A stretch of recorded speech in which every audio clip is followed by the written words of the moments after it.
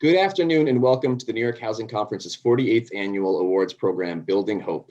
Today, we're pleased to present our policy symposium on New York City's next housing plan. New York Housing Conference would like to thank our generous Pathfinder Symposium sponsor. My name is Brendan Cheney. I'm the Director of Policy and Communications at the New York Housing Conference, and I'll be moderating the discussion. I'm thrilled to be joined by four distinguished panelists who have many years of affordable housing experience here in New York City.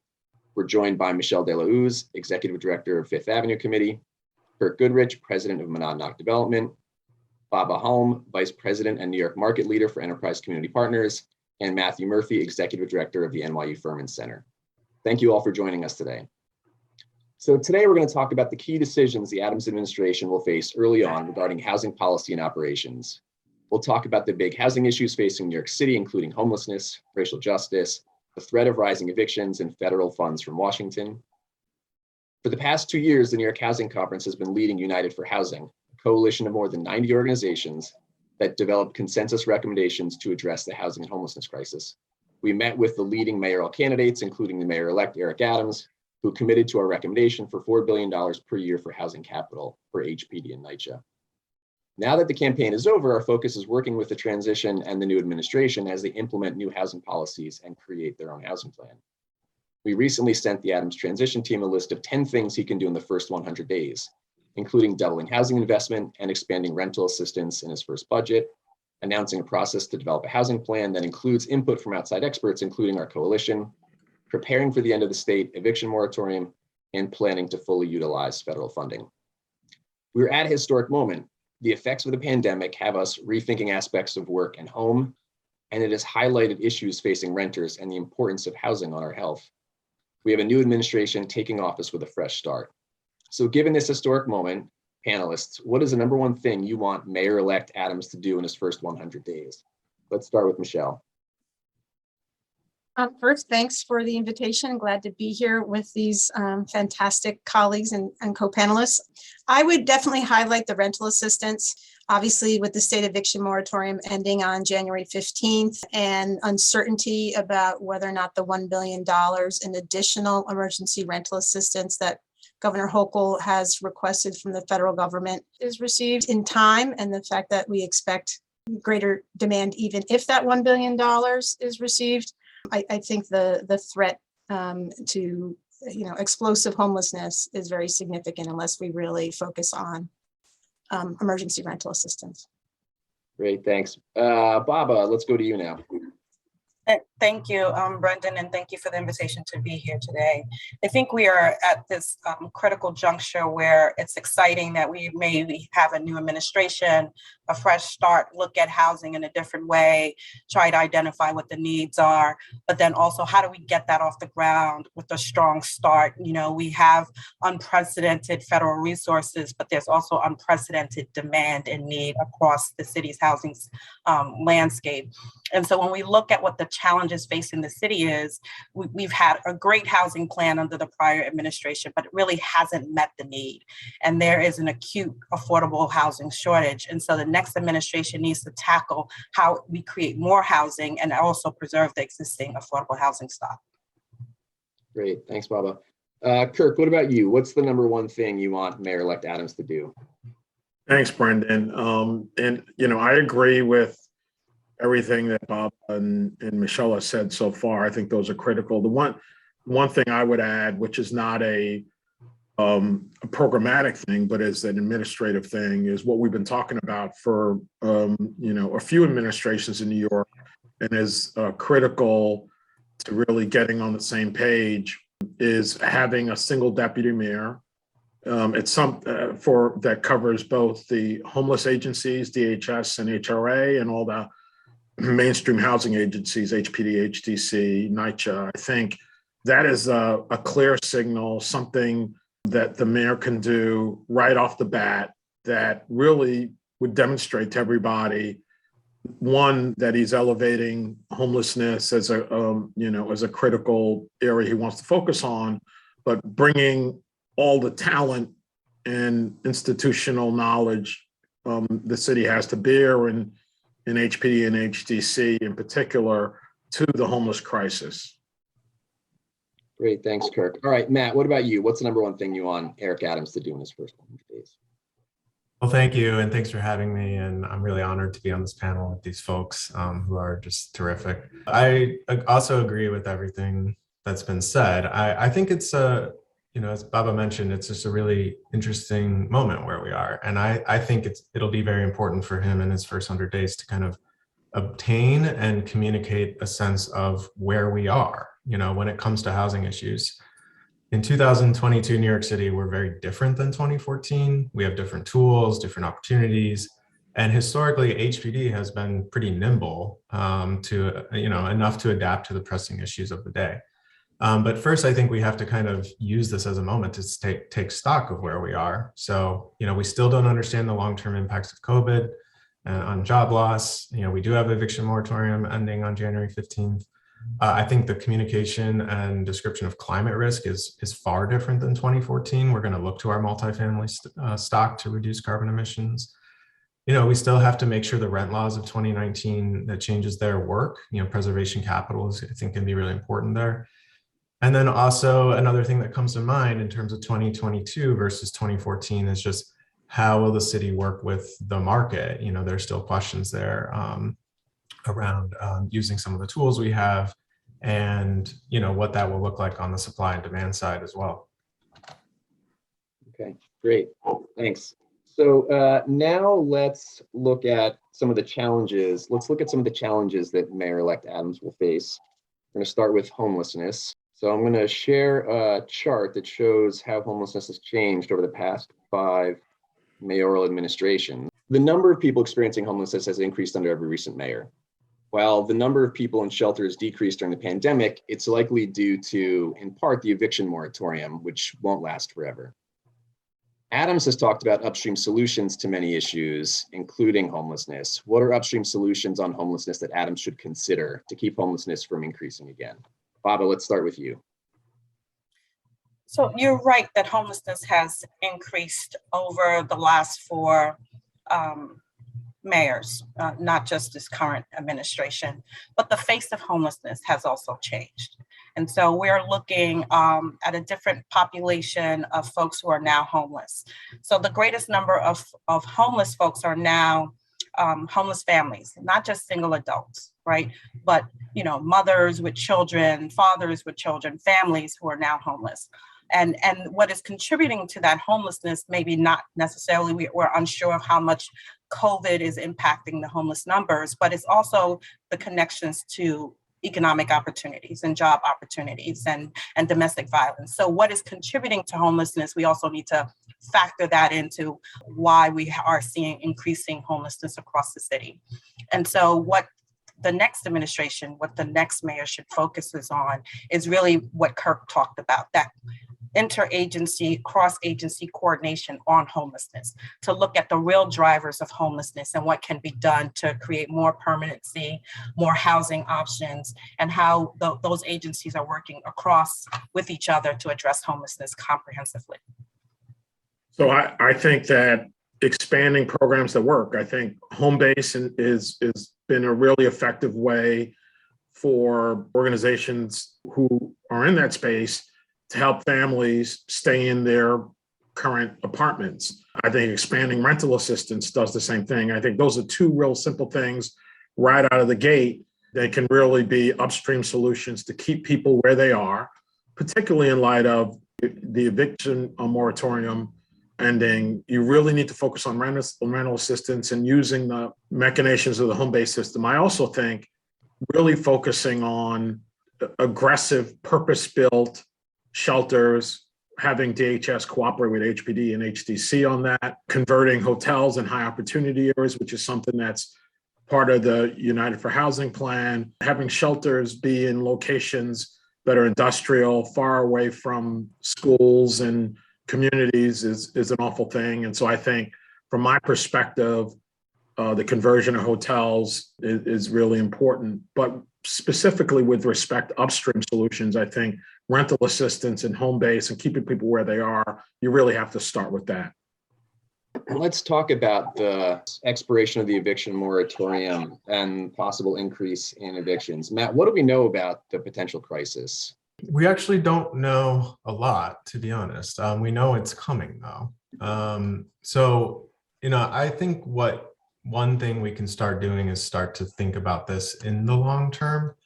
We, and myself included, I think on a New York Housing Conference panel, kind of described it as a tsunami, based on the information we were dealing with in 2020. And I think that was still right. Immediate job loss that we were seeing was just undoubtedly going to have an impact on low income renters, especially. But now, a lot has changed. A lot of assistance has come down, ERAP, also just income support in general.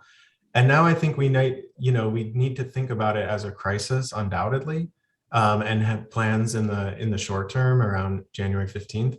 But also understand, we might be dealing with this for a while. In 2020 and 21, the eviction filing rate in general was about a quarter of what it was in years prior.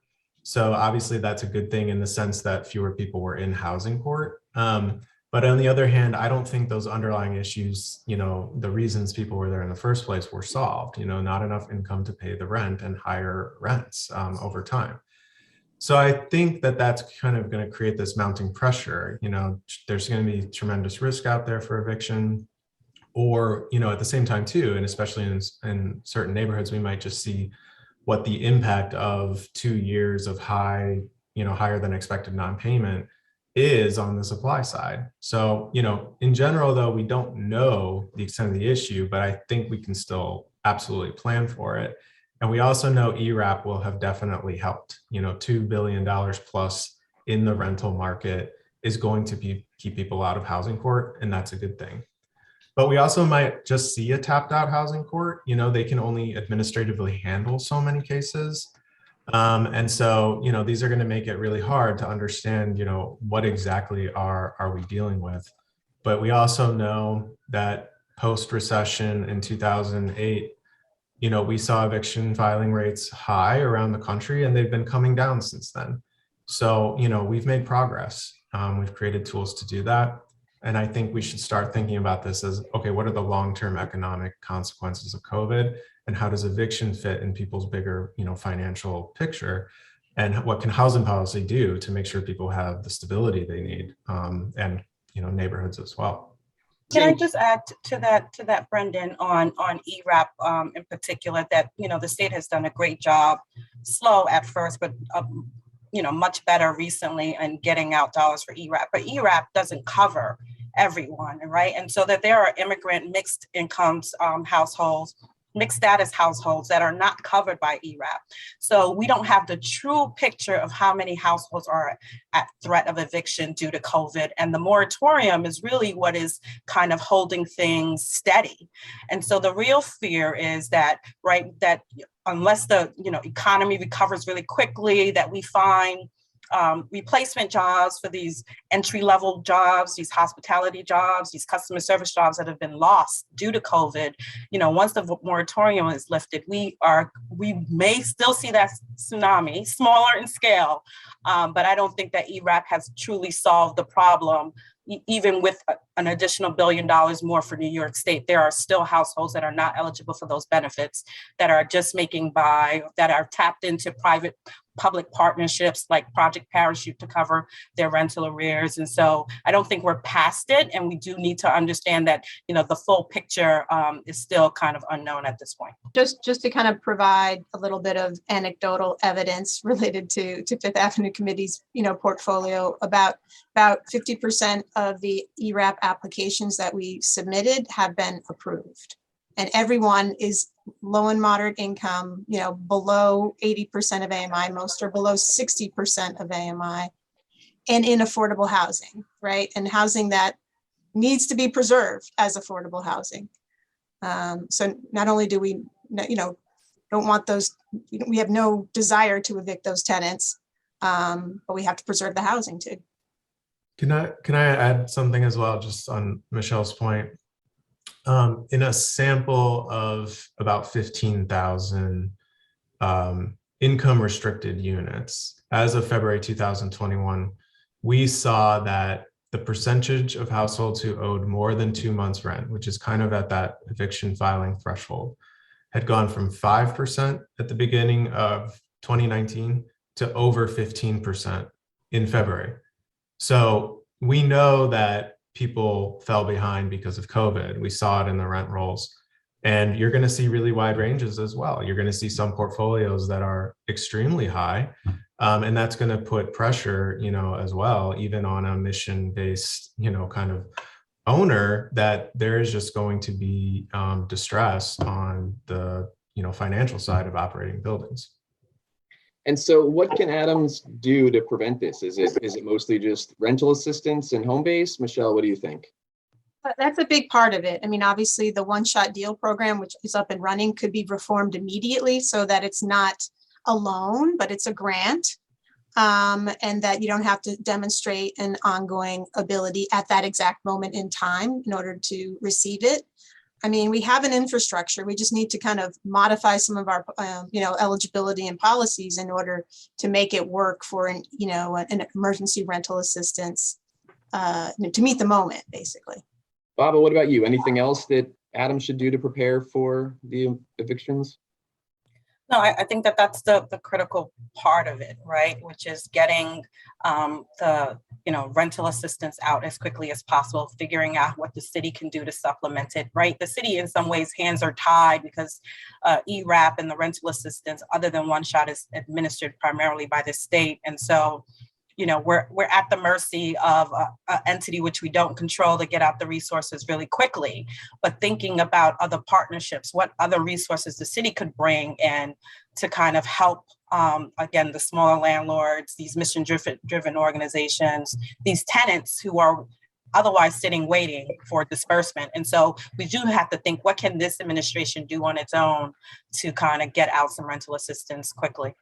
I would also suggest our knowledge of the data around eviction filings has changed a lot, even in the last couple of years. So I would suggest, in addition to what Baba and Michelle mentioned, considering a data-driven approach where you really examine the portfolios of housing where you see high eviction filing rates and understand what's going on there. Think about where can you make your biggest improvements. It's generally going to be where you have, the biggest issues. But, that's hard. Those are going to be big portfolios with lots of financing attached that, it's going to take that partnership that Baba mentioned to be able to take that on. But I think a data-driven approach around it, to get your arms around the situation, especially kind of coming out of the moratorium, is going to be helpful, especially when you can think about pairing preservation tools with that as well. Okay, great. All right, so moving on to another one of the challenges that Adams is going to face coming into office. Our country and our city have a long history of housing discrimination and neighborhood segregation. By one measure, we're the fourth most segregated city in the country, and we have a glaring racial home ownership gap. 43% of white households own their own home in the city, compared to only 27% of Black households that own their own home. So what is one specific change Adams can make to start addressing this? I'm going to hear from everyone, but let's start with Kirk. I've been really advocating and like the United for Housing platform for increased spending on homeownership. I think, the rental programs, because New York is such an expensive city, has really driven a lot of the production historically at HPD and HDC, but I think homeownership needs to really become a more significant part of this. And I'm not only talking about financing developers to build single-family homes. I really think there should be a second mortgage product that can be delivered through organizations like NHS, who do homeowner counseling, to families who are looking to buy in the city but can't afford it. And so just to simplify it, we have, creating the ability of people who live in these neighborhoods, who grew up in these neighborhoods, who work in the city and want to stay in the city, create the ability for them to be able to afford to buy a home where they grew up, and an existing home. And so having a second mortgage, a soft second mortgage product through HPD that's decoupled from a development program that can be just delivered to a homeowner who's prepared to buy through an organization like NHS, I think is a vital tool that we should really explore. Okay, great. Michelle, what about you? I think that the Adams administration has already said that they want to look at rezonings in majority white communities. I think that makes a lot of sense. I think we can also revisit the MIH options and also look at areas where there's voluntary inclusionary housing and update those to mandatory. We really need to think about deepening the affordability on the MIH options, and I think that'll help integrate more communities. Great. Baba, what about you? So I do feel like the next administration needs to have laser focus on home ownership. We are a renter city, and so it's easy to look at creating more units and preserving that. But we also need to figure out how it is that we can create more home ownership opportunities, new construction home ownership opportunities, and to help folks buy existing home ownership, but also to protect homeowners that are in place. So programs like the third-party transfer program, the tax lien sale, that threatens to take away home ownership from, Black and Brown communities needs to be revisited because, there's only so much we can do on the supply side. But building equity, as we all know, is a long-term game. And so for folks who have been able to purchase their homes, figuring out how they can maintain that home ownership and pass on that equity to family members is also an important component of the discussion. So I agree that zoning needs to be tackled, all right, because we can't get any new housing. And the current administration, that was an area in which we struggled to rezone communities, to build more density, to bring more home ownership, bring rental units. And so that needs to also get tackled if we're going to be successful, but also looking at the full spectrum, bringing on new home ownership and protecting existing homeowners. Great. All right, Matt, what about you? What do you think the administration can do? Yeah, I echo my colleagues here. I think one is, I think they can centerpiece this issue. The history of it is so well documented and well described, and and it gives us a real foundation to a lot of our housing policy. I think that more people are talking about disparities outside of housing as well, and how housing contributes to those health disparities, other kind of quality of life, school disparities. I think it's just really important to take that seriously. I think it represents goals we can have for ourselves. How can our housing policy, chip away at those too? I think there does need to be more conversation between DOE and HPD and Department of Health and HPD. Just thinking like at the big picture, what are we truly trying to do here? How is our investment going to kind of combat what we are inheriting? And I also think, there are a couple of things. One is there was a Where We Live report produced by HPD. I would suggest building on that. I would suggest looking at it. It committed to some things. And I think as a city, it was a good step forward. But to be taken seriously, I think you really need to start there, talk about the tools that Michelle, Kirk, and Baba brought up, and really think about like how our investments, how our zoning, the tools we control, what can we do? Because the reality is we're talking about $1 trillion+ issue.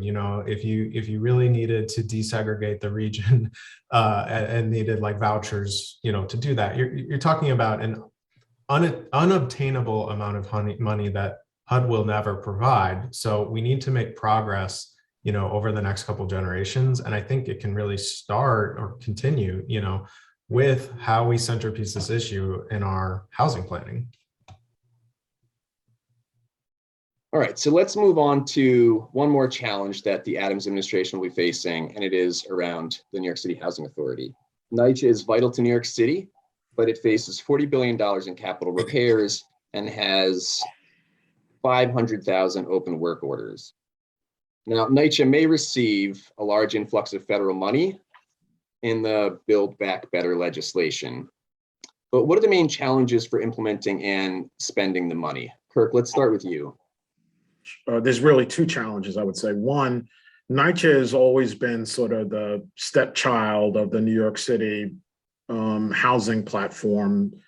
And I think it's important to really integrate the sort of the NYCHA developments and the plan for NYCHA into the housing plan going forward, both at the city and state level, maybe in a way it hasn't before. I think having HDC involved in refinancings on NYCHA property, which was done over the last few years, led by our colleague Rich Froelich, is a step in the right direction. So I think integrating NYCHA and capital improvements there into the overall housing plan. I think secondly, I think it's important for people to understand, even if you get $40 billion for capital improvements, you still have to operate these buildings. And to the extent that Section 8 and adequate rental subsidy is not a part of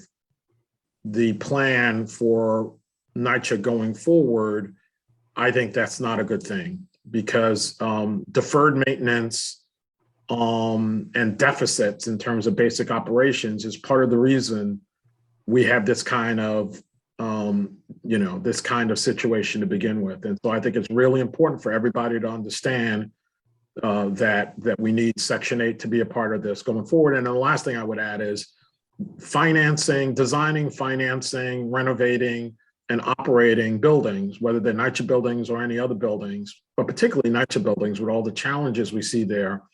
That's a detail and execution business, and you need people who are experienced at doing this sort of thing involved. I think the fantasy that you get capital money and your problems are solved, I think, is really the wrong way to think about it. Yeah, obviously the things that Kirk mentioned are right on. I would just say that there is a crisis of lack of trust between residents and NYCHA, and that trust has to be earned. And it's not going to be a fast process to earn that trust, but I think until residents believe that their needs are front and center as part of rehabilitating the properties, there's going to be a lot of resistance to any plan, whatever the plan is. There'll be resistance to it.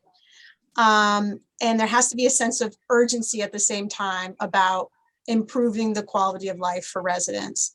So, and so that's intention, the sense of urgency, and yet the need to build trust that is in, that's a big tension point.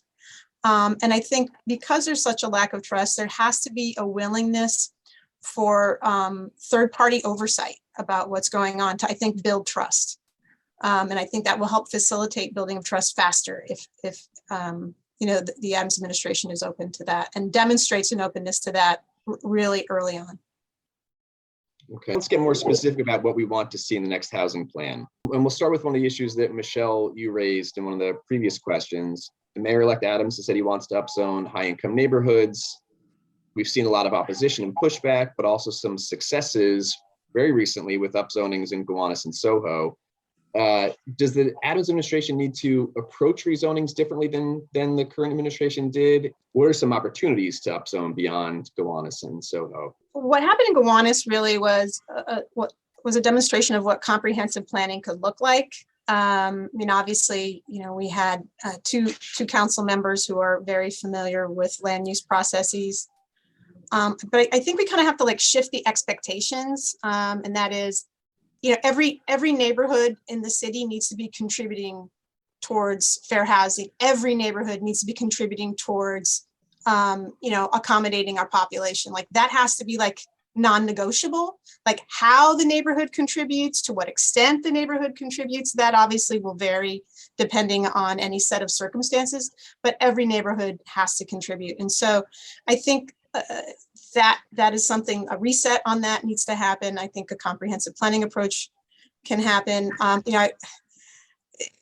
Among cities in the United States with populations of 50,000 or more, New York City is number 347 on the list for construction permits issued in the country, right? So there's this notion that we build, but when you compare what we're building here compared to other parts of the country, including Apex, North Carolina, Meridian, Idaho, Buckeye, Arizona.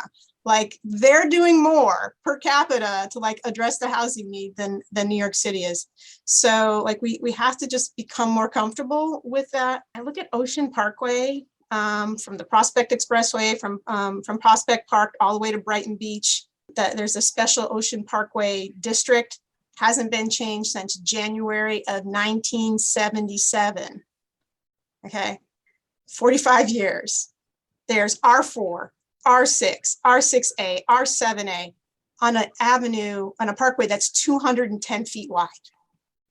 Like that's just one example, you know, every neighborhood kind of needs to be on the table as part of a conversation about like, how is it going to contribute? And in some cases that might be a land use, some cases it might be, more discrete action than a land use action. But we need to have that expectation.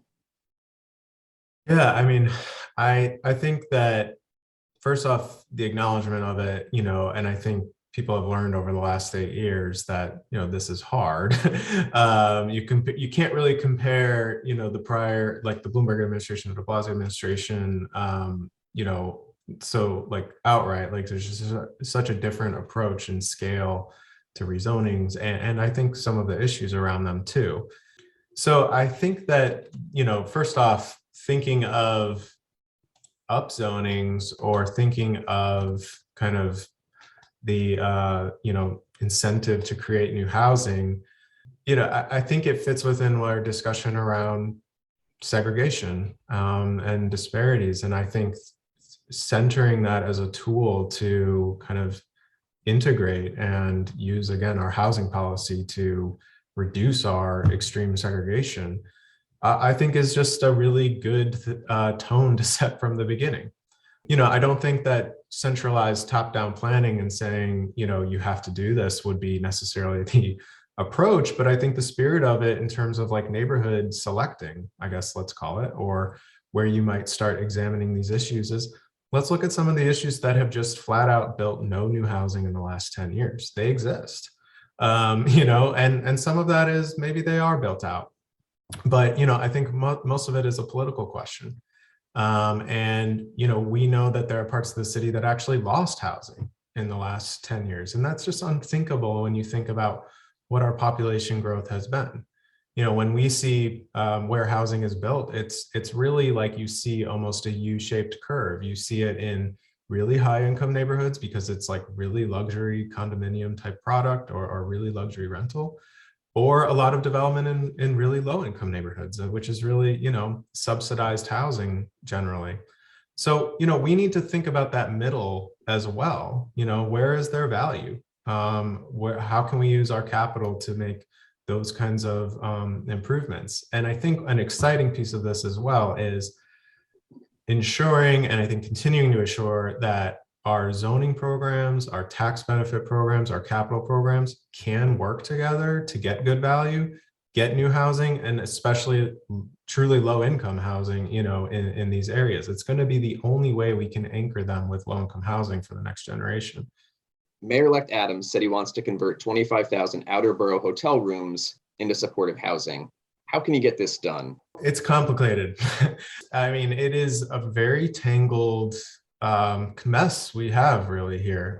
We have a number of codes that, fire department code, we have state multiple dwelling law, zoning code, housing code, building code. Those are all separate codes that all bring up, separate issues.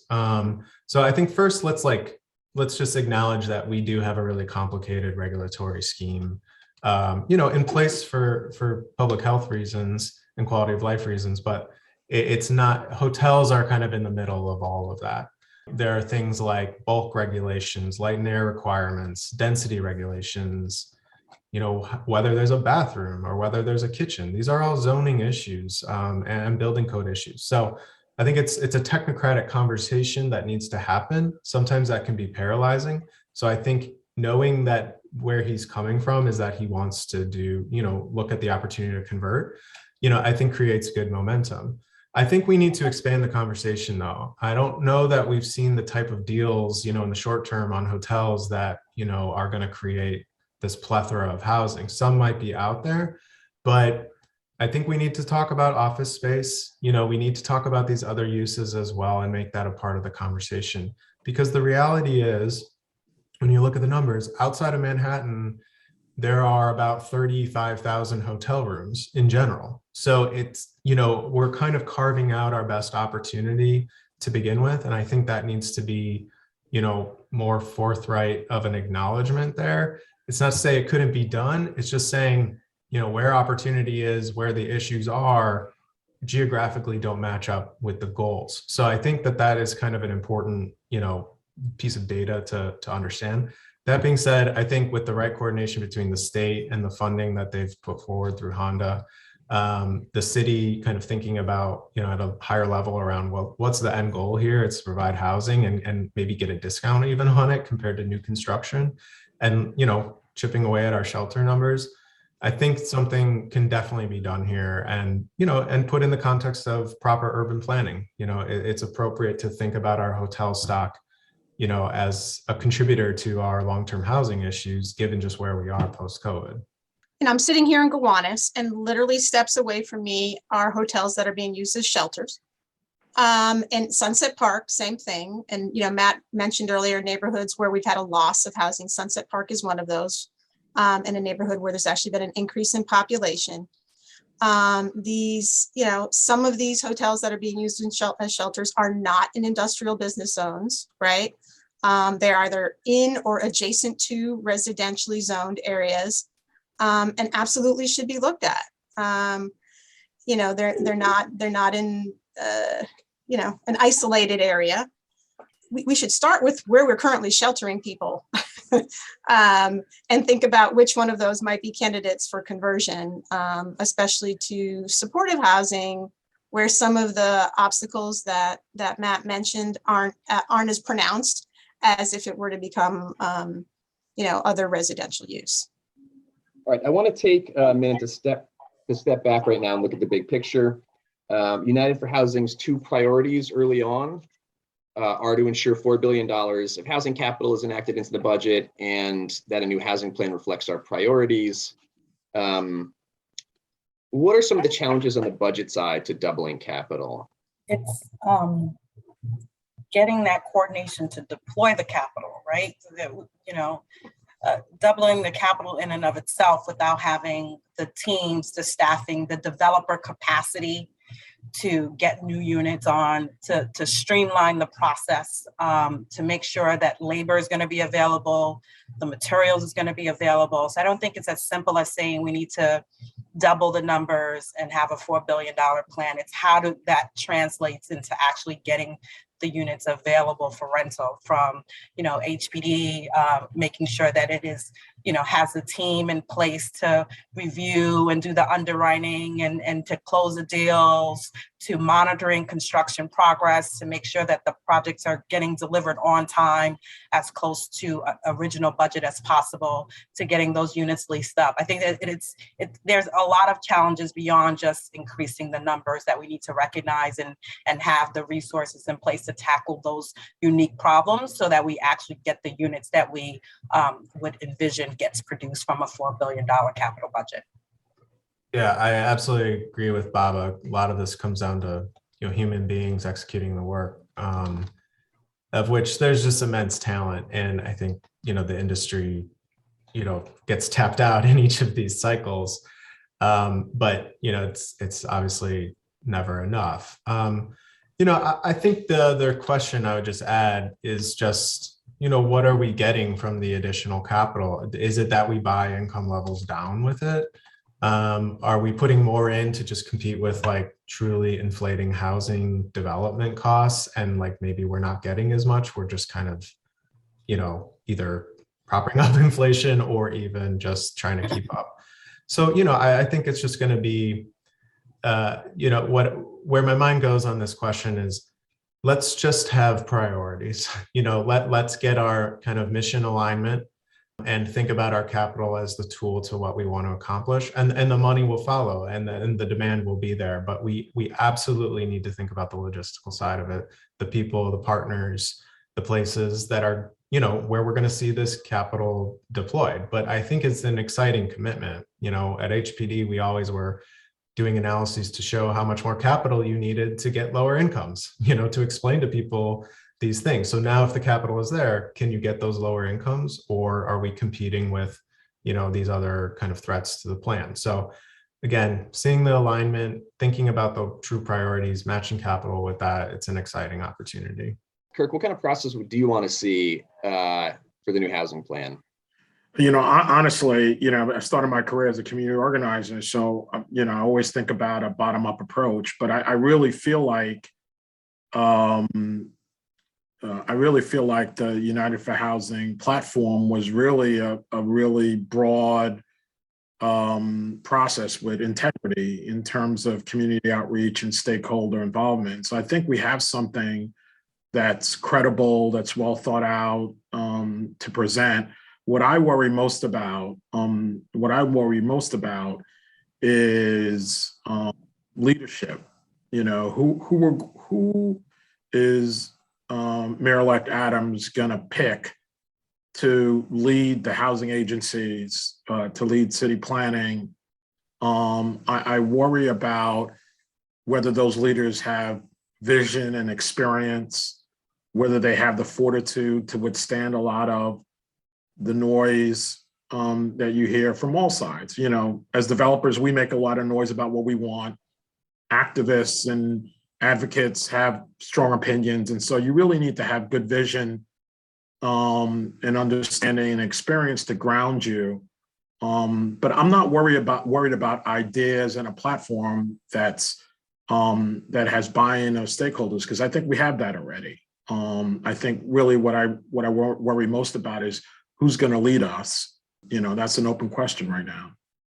Of course, I think Kurt is right that the United for Housing Plan had tremendous input from stakeholders. I would also say that the Affirmatively Furthering Fair Housing, the Where We Live plan also had that, and had a lot of input from directly impacted populations who've been excluded from affordable housing in a lot of ways. So I think building in that feedback loop of people that are directly benefiting or could benefit from changes in an affordable housing plan is a critical piece, because oftentimes we're not listening to those groups or those individuals.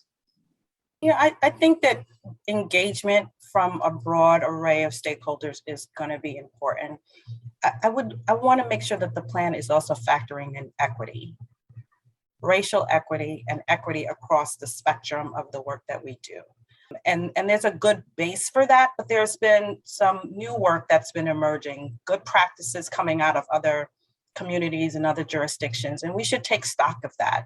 Home ownership is really important. How do we center that in the plan? How do we get that vision and that buy-in, and that execution is going to be critical across all sectors, and the coordination across our housing related agencies, DCP, DOB, HPD, NYCHA, you name it, they're relevant here. And how the transition committee is thinking about that as it works across issue areas. Are they bringing in stakeholders from across those spectrums to lend their voice and their ideas to our housing plan?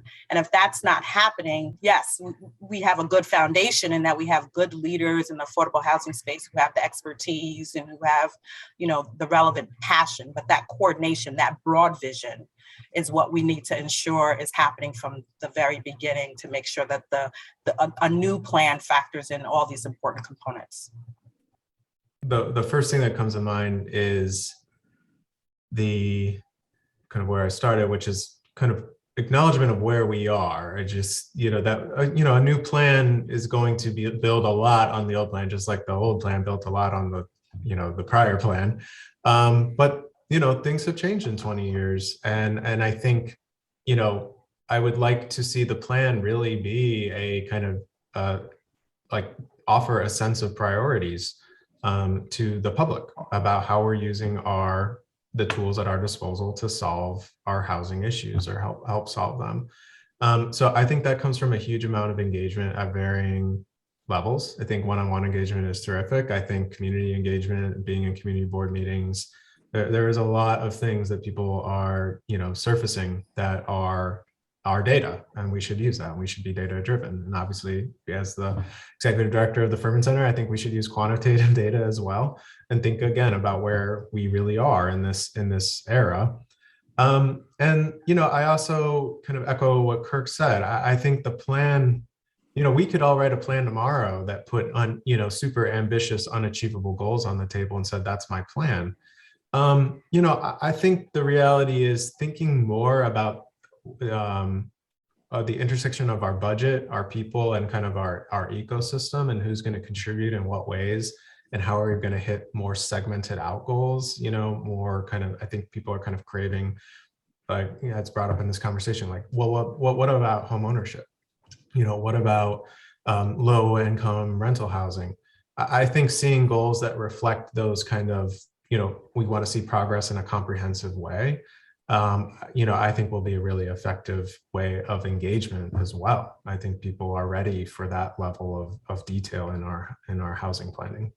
You can have a big housing plan, but there's things about implementation they need to do to make it more effective. And Adams has talked about wanting to make government work better, to be more efficient. So how can you do this for affordable housing? What changes do you want to see to financing programs, term sheets, and ways HPD can move projects more quickly and efficiently? Bureaucracy in New York City to develop projects, construct projects, get your plans approved is staggering. I think it's our inability to streamline the process to get projects approved and built is costing.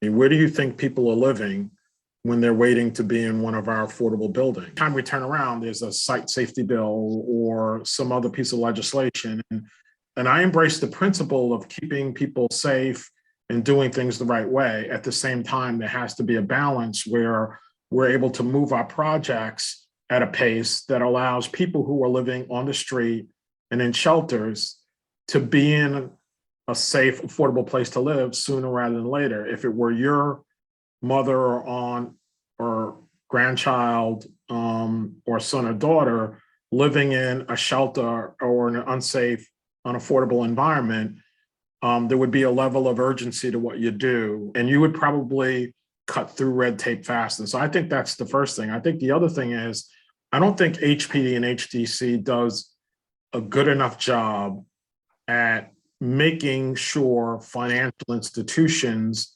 are responsive to nonprofits and developers of color. Speaking from the seat of a firm that does a lot, that's a white majority owned firm, although I'm a partner, I get a different response at this firm than I did when I was on my own, as a Black developer. And I know the nonprofit community gets a different response. HPD, these institutions made a big deal out of making announcements, billions of dollars in equity and resources after George Floyd got killed. And I don't think they changed their underwriting guidelines. I don't think, I'm not sure to what extent it mattered to them to deliver money to communities and people who were disenfranchised. And I think HPD has the ability, and HDC has the ability, to make sure banks bend to their will. And I think they need to use that bully pulpit to make sure people are responsive and, goals around racial equity and inclusion are met. They can do it. A lot of what HPD does and its ability to close deals is contingent, hinges on OMB approval, or coordination with DCP or coordination with EDC, coordination with HDC, and they have good staff level relationships. So that's always been very, very true. But that sense of urgency that affordable housing is a priority needs to transcend to affordable housing agencies. The DOB needs to understand that it shouldn't take how long to review a request for approval, whether it's a temporary certificate of occupancy or that final CFO or those underpinning review, right? And so I think that is what needs to happen to make sure that when we're talking about affordable housing, it kind of replicates across the relevant city agencies and those approval entities. OMB needs to green light, right, that capital approval to let a project move forward to construction closing and do it quickly. That if it's going to tie it up and it's going to do its own underwriting review and its own approval process, if that creates setbacks, that adds a lot of significant time to a project moving forward. And so that has to be that coordination, that understanding from City Hall, that it's not okay just to have an independent affordable housing vision with your affordable housing centered agencies, that you need those coordinating agencies to share that vision and to allow things to move quickly as possible and to streamline on their own individual side as well. Amen to that, to what Baba just said. And please let that happen, please. There's fast track legislation being discussed for developers to pay $50,000 to get special consideration, like basically a TSA pre-check for DOB. Like why? Like all affordable housing should have that in New York City, like all of it. That's right. Thank you. So for the final question, I want to talk about any operational challenges at HPD, and I'm going to highlight one in particular. We know that there are significant staff vacancies at HPD. Staffing and development is down 13% since before the pandemic and is significantly less than is budgeted in that office. So, what are the operational challenges at HPD, and specifically, what will be the challenges to getting a full team on board? Michelle, let's start with you. The impact of this, loss of headcount has been pretty profound. For those of us that are doing the work day in and day out, whether it's conversions that are getting put back, closing dates that are put back. Let's talk in 6 months kind of a conversation like that. That is what's happening. And obviously the people that are there are, overworked and overwhelmed, although incredibly dedicated. So I think this kind of goes back to some things that several folks have said. Mayor-elect Adams should name his HPD commissioner immediately, as soon as possible, so that person, even before, January 1st, can start recruiting staff to kind of like fill out the team. That's critical. Like, to me, the entire industry is really waiting with bated breath. And I think as soon as there's some certainty, hopefully, we're going to see more people interested in joining the ranks at HPD and the other supporting agencies.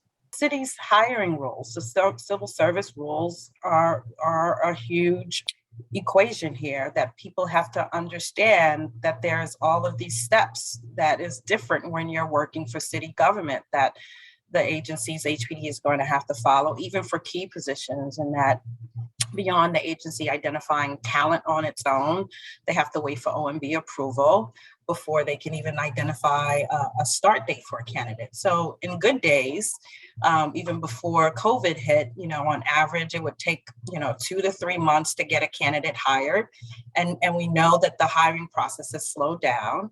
And so that's going to add a significant amount of time to bringing on new talent. And we also know that COVID has really changed the way that people want to work and how often they work and the circumstances that they work under. And so if the city isn't adopting to that and isn't recognizing that, it may be hard for us to attract the kind of talent that we need, which are people who are well experienced, who can come in and step into the roles right away, and get the deals moving and get the affordable housing plan moving.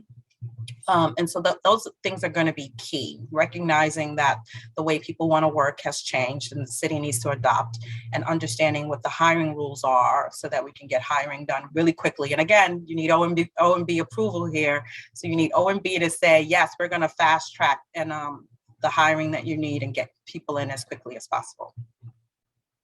Yeah, I think, what the slide we're looking at here is real. I think, there needs to be a strategy of kind of retain and recruit. There has always been a cycle at HPD of losing, a project manager after a year or two. It's part of just, they usually go within the industry somewhere. But, the more you lose and the less you replace, you're just constantly kind of, really kind of climbing uphill against the wind. You just cannot stay ahead of the issues. You're constantly training, and the training could be a lot better in the city of New York generally. And so it puts a ton of pressure on senior staff who really, have to work extra hard to keep things afloat. Baba and I have both been on that senior team. And I remember how embarrassing it would be to tell somebody that we wanted to hire them. I wanted, them to be part of HPD. And then they'd say, okay, when can I start? And you'd say, I don't know. But generally it's somewhere between, the next 2 and 8 months. It's a process where, it doesn't match the private sector. And as a result, you get exactly what you kind of expect from there. I actually don't know enough about what can actually change there. But I think acknowledging the issue, I mean, we produce a ton of students here at NYU, CUNY, Columbia. There is a hungry generation to go in. I would hate to see any barriers to making sure that they're part of this next generation, which just keeps going and going. The people that were working on this in the 60s and 70s handed off to the people in the 80s and 90s and handed off, and I'm a benefactor of that as well. So I think that we will not be able to do any of this work unless we invest in that next generation, and also who's there right now, and make sure that they are feeling incredibly mission focused, that they are feeling like their work does matter. And I don't know that that is always the case, just because of the amount of bureaucracy that can happen.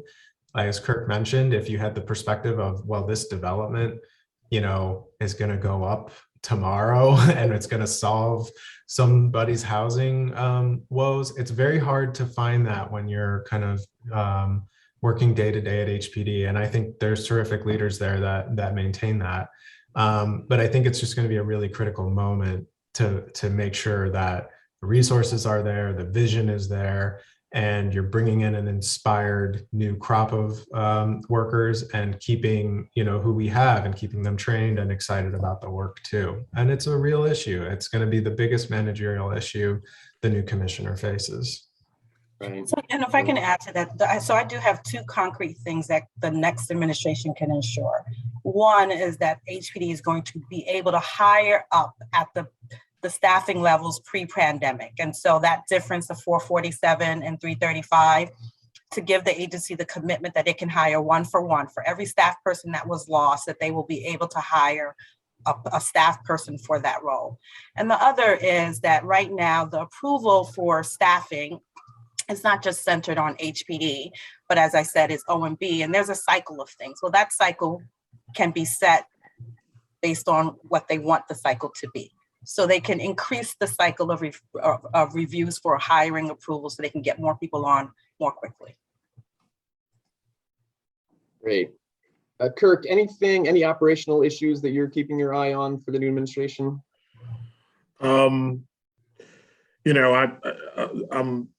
There's probably a lot of things. I'm really focused on NYCHA. We talked about NYCHA being a high priority. Really,